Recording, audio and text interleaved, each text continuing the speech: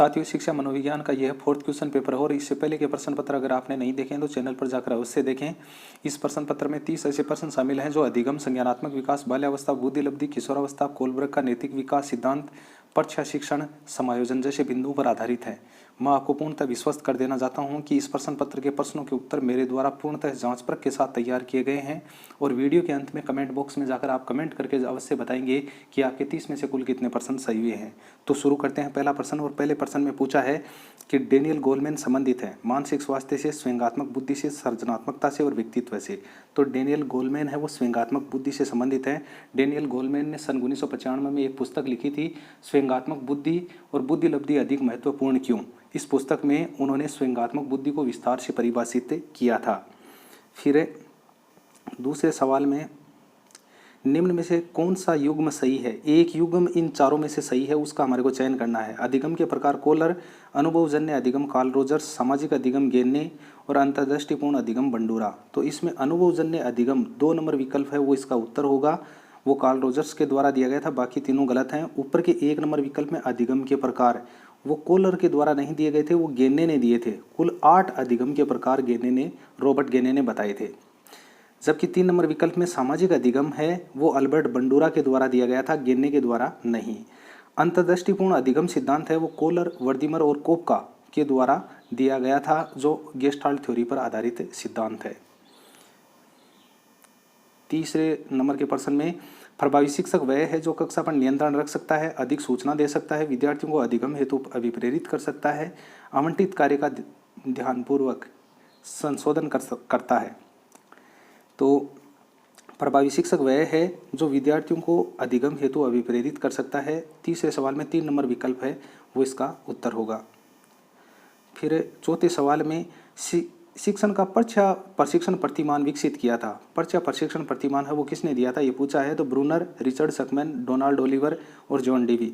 तो शिक्षण का परीक्षा प्रतिमान है वो रिचर्ड सकमैन है। 2 नंबर विकल्प है वो इसका उत्तर होगा, इन्होंने दिया था।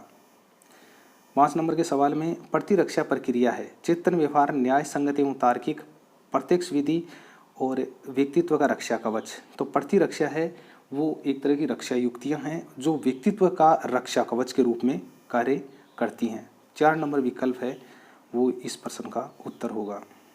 6 नंबर के प्रश्न में सहयोगात्मक अधिगम का प्रत्यय किसने दिया था। जॉनसन एवं स्मिथ, फेल्डर, हिलर और फिचनर एवं डेविस।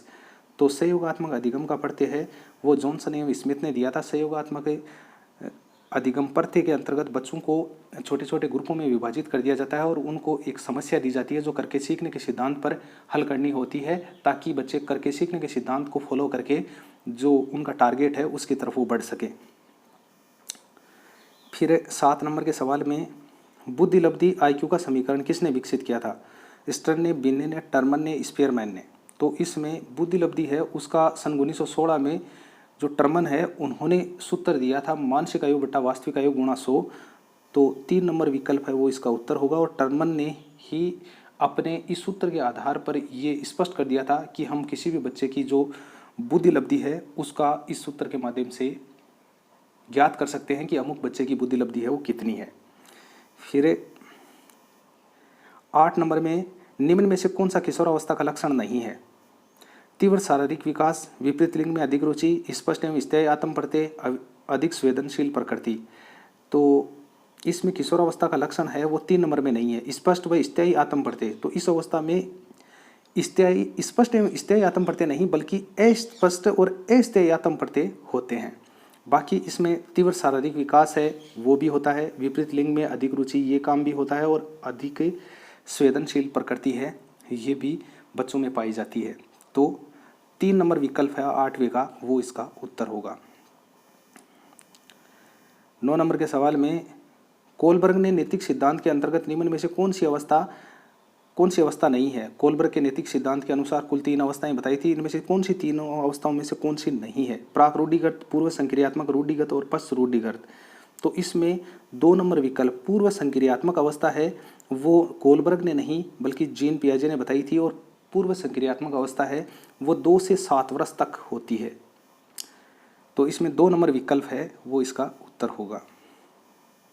10 नंबर के सवाल में किशोरावस्था तूफान और तनाव की अवस्था है, किसने कहा? किशोरावस्था को इस तरह से परिभाषित करने वाले कौन थे? Stanley Hall, Elizabeth Hurlock, Jean पियाजे और सिगमंड फ्राइड। तो इसमें स्टेनले हॉल है, उन्होंने किशोरावस्था को तूफान और तनाव की अवस्था है वो कहा था।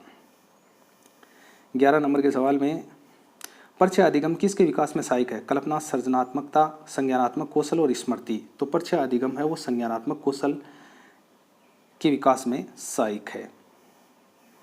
12 नंबर सवाल में निर्मितवाद के संबंध में कौन सा कथन गलत है? अधिगम एक सक्रिय प्रक्रिया है, अधिगम विश्व का व्यक्ति विवेचन है, शिक्षक विद्यार्थियों को सूचनाएं प्रसारित करते हैं और शिक्षक विद्यार्थियों के द्वारा स्वयं के ज्ञान निर्माण में सहायता करते हैं। तो निर्मितवाद के संबंध में जो गलत कथन है वो विकल्प नंबर 3 में है कि शिक्षक विद्यार्थियों को सूचनाएं प्रसारित करते हैं। तो शिक्षक हैं इस निर्मितवाद सिद्धांत के अंतर्गत किसी प्रकार की कोई सूचनाएं हैं वो प्रसारित नहीं करते हैं। बच्चे हैं स्वयं अपने कार्य के माध्यम से करके सीखने के सिद्धांत का अनुसरण करते हुए जो लक्ष्य है उसकी तरफ आगे की ओर बढ़ते हैं। बाकी इसमें जो निर्मितवाद के संबंध में दिए गए जो कथन हैं वो सबके सब सही हैं। 13 नंबर के सवाल में समायोजन की समस्या के कारक हैं तनाव, दुश्चिंता और कुंठा उपयुक्त सभी। तो इसकी समायोजन है उसमें कौन कौन से बाधक तत्व हैं ये हमारे से पूछा है। तनाव, दुश्चिंता और कुंठा, स्ट्रेस, एंजाइटी और फ्रस्ट्रेशन उपयुक्त सभी। तो ये सभी है क्योंकि ये चीज़ें ऐसी हैं जो समायोजन को प्रभावित करती हैं। फिर 14 नंबर के सवाल में कौन सा सूचना प्रक्रिया शिक्षण प्रतिमान का उदाहरण है?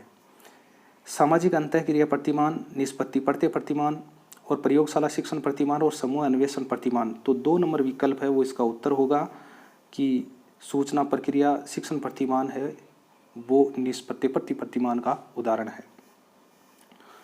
15 नंबर के सवाल में निर्मितवाद के अनुसार शिक्षक की भूमिका होती है सरलीकृत करने वाला, प्रशासक, टोली नायक और निर्देशक। निर्मितवाद के अनुसार जो शिक्षक है वो छात्रों को जो समस्या दी जाती है अगर उस समस्या में कहीं पर कोई अवरोध पैदा होता है तो शिक्षक उसको सरलीकृत करने वाला होता है, उसके रूप में अपनी भूमिका निभाता है। 15 नंबर सवाल का राइट विकल्प 1 होगा। फिर 16 नंबर के सवाल में अर्थपूर्ण शाब्दिक अधिगम किसके द्वारा समझाया गया था? रॉबर्ट गेने, जीन पियाजे, जेरोम ब्रूनर और डेविड आसुबेल। तो अर्थपूर्ण शाब्दिक अधिगम है वो डेविड आसुबेल है, जो डेविड आसुबेल है उनके द्वारा दिया गया सिद्धांत है। तो इसमें 4 नंबर विकल्प है वो इसका उत्तर होगा। 17 नंबर के सवाल में निम्न में से कौन सी अवस्था संक्रमण अवधि कहलाती है? बाल्यावस्था, किशोरावस्था, प्रौढ़ावस्था और शैशवावस्था। तो संक्रमण की अवस्था है वो किशोरावस्था है क्योंकि इसी समय बच्चे में शारीरिक परिवर्तन होते हैं, संवेगों पर अनियंत्रण हो जाता है, समायोजन की समस्या प्रभावित करती है उनको। तो ये अवस्था है, इस अवस्था को संक्रमण की अवस्था भी कहते हैं। तो किशोरावस्था इसका उत्तर होगा। फिर 18 नंबर के सवाल में विकास का मनोसामाजिक अवस्था दृष्टिकोण प्रतिपादित किया था। मनोसामाजिक अवस्था दृष्टिकोण, मनोसामाजिक जो सिद्धांत है विकास का वो किसने दिया था? Bandura, Freud, Kohlberg, Erikson. तो एरिक्सन है, 4 नंबर विकल्प है वो इसका उत्तर होगा। 19 नंबर निम्न में से कौन सा विकास का सिद्धांत नहीं है? निश्चित प्रतिमान का सिद्धांत, विशिष्ट सामान्य अनुक्रियाओं की ओर बढ़ने का सिद्धांत, समन्वय का सिद्धांत, निरंतरता का सिद्धांत। तो विकास का जो सिद्धांत नहीं है वो विशिष्ट सामान्य अनुक्रियाओं की ओर बढ़ने का सिद्धांत नहीं है। विकास सदैव ही सामान्य से विशिष्ट की ओर बढ़ता है, इसलिए 2 नंबर विकल्प है वो इसका उत्तर होगा। बाकी समन्वय, निरंतरता और निश्चित प्रतिमान का सिद्धांत है ये विकास की क्रियाओं में होती है। 20 नंबर के सवाल में एक बालक अधिक सीखता है यदि उसे व्याख्यान विधि से पढ़ाया जाए, पाठ्य पुस्तक से पढ़ाया जाए, कंप्यूटर से पढ़ाया जाए और क्रिया विधि से पढ़ाया जाए। तो 4 नंबर विकल्प है वो इसका उत्तर होगा। एक बालक अधिक तब सीखेगा जब उसको क्रिया विधि से पढ़ाया जाएगा। 21 नंबर के सवाल में सूचना संप्रेषण तकनीक विद्यार्थियों में अभिप्रेरणा बढ़ाती है, विद्यार्थियों में निष्पत्ति बढ़ाती है और उच्च स्तरीय चिंतन को प्रोत्साहित करती है। उपयुक्त सभी। तो सूचना संप्रेषण तकनीक है उसमें ये सभी काम होते हैं कि बच्चों में अभिप्रेरणा है वो भी बढ़ती है, निष्पत्ति प्रग्रहण करने की जो क्षमता है वो भी बढ़ती है और उच्च स्तरीय चिंतन की जो गति है अंदर से वो भी उनमें बढ़ती है। 22 नंबर के सवाल में निम्न में से संज्ञानात्मक विकास की कौन सी अवस्था का वर्णन ब्रूनर के द्वारा नहीं किया गया। क्रियात्मक प्रतिनिधान, प्रतिमा प्रतिनिधान, इंद्रिय गतिकाल और प्रतीकात्मक प्रतिनिधान। तो ब्रूनर ने संज्ञानात्मक विकास की जो इंद्रिय गतिकाल की जो अवस्था है उसका वर्णन है ब्रूनर ने नहीं किया था। 3 नंबर विकल्प है वो इसका उत्तर होगा। फिर छंदम परिपक्वता काल होता है किशोरावस्था, शेषावस्था, पूर्व बाल्यावस्था और उत्तर बाल्यावस्था। तो छंदम परिपक्वता का काल है वो पूर्व बाल्यावस्था को कहते हैं और पूर्व बाल्यावस्था को ही टोली और दल नायक की अवस्था भी कहते हैं। फिर अंतर्दृष्टि अधिगम परिणाम है उद्दीपन अनुक्रिया, गेस्टाल्ट प्रत्यक्षीकरण और उद्दीपन सामान्यकरण और पुनर्बलन। अंतर्दृष्टि अधिगम है वो गेस्टाल्ट प्रत्यक्षीकरण पर आधारित है और ये सिद्धांत है वो वर्दीमर, कोपका और कोलर के द्वारा दिया गया था, जिसमें उन्होंने कहा कि किसी भी समस्या के अंतर्गत अगर हम जैसे ही किसी समस्या को हल करते हैं तो अपने सूझ के अनुसार उस समस्या का निराकरण हम करते हैं। फिर है 25 में निम्न में से कौन सी प्रतिरक्षा प्रणाली नहीं है? साचरीय, प्रतिगमन, प्रतिकरण और उद्दामतीकरण। तो इसमें जो साचरीय है ये एक रक्षा युक्ति नहीं है, बाकी नीचे की जो तीनों दी गई रक्षा युक्तियों के अंतर्गत सम्मिलित होती हैं, जिसमें मनुष्य है वो समय समय की पर अपनी परिस्थितियों के अनुसार अपने को स्वयं को बचाने के लिए इन रक्षा युक्तियों का प्रयोग है वो करता है। 26 में निम्न में से किसने समायोजन के सिद्धांत का प्रतिपादन नहीं किया है? फ्राइड, वाटसन, लेजारस और कार्ल जुंग ने। तो समायोजन के सिद्धांत का प्रतिपादन है वो वाटसन ने नहीं किया था। 27 नंबर के सवाल में व्यवसायिक निर्देशन में बल देना चाहिए, नौकरी दिलाने पर, सेवार्थी की उचित नौकरी ढूंढने में सहायता देने पर, शिक्षा व्यवस्था को वृत्ति उन्मुख बनाने में, सेवार्थी को उचित वृत्ति चयन में सहायता करने पर। तो व्यवसायिक निर्देशन में बल देना चाहिए सेवार्थी को उचित वृत्ति चयन में सहायता करने पर। 4 नंबर जो विकल्प है वो इसका उत्तर होगा। 28 नंबर के सवाल में सहयोगात्मक अधिगम आयोजित किया जाता है कक्षा कक्ष परिस्थितियों में, कक्षा कक्ष के बाहर की परिस्थितियों में, 1 व 2 दोनों में और उपयुक्त में से कोई नहीं। तो सहयोगात्मक अधिगम है वो कक्षा कक्ष की परिस्थितियों में और कक्षा कक्ष के बाहर की परिस्थितियों में, दोनों में आयोजित किया जाता है, इसीलिए विकल्प नंबर 3 है वो इसका उत्तर होगा।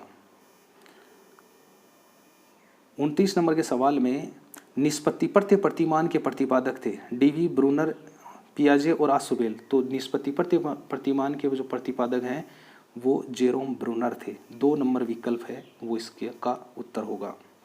30 नंबर के सवाल में विद्यार्थियों में संप्रेषण का अभिप्राय है उन्हें कार्य करने हेतु कहना, विचारों का आदान प्रदान, उन्हें निर्देश देना, उन्हें अपने विचारों से सूचित करना। तो संप्रेषण का जो अभिप्राय है वो विचारों का आदान प्रदान से है। 2 नंबर विकल्प है वो इसका उत्तर होगा। तो साथियों इस तरह से ये आपके 30 प्रश्न हैं ये पूरे हो चुके हैं और अगर आपने इन 30 प्रश्नों को हल किया है तो आप कमेंट बॉक्स में जाकर कमेंट करके बताएंगे कि आपके 30 में से कुल कितने प्रश्न सही हुए हैं। और अगर आप मेरे चैनल पर नए हैं तो चैनल को सब्सक्राइब ज़रूर करें ताकि आने वाले वीडियो के नोटिफिकेशन आपको सर्वप्रथम मिलते रहें। और मिलते हैं एक नई वीडियो के साथ में और एक नए विषय के साथ में। तब तक के लिए जय हिंद, जय भारत।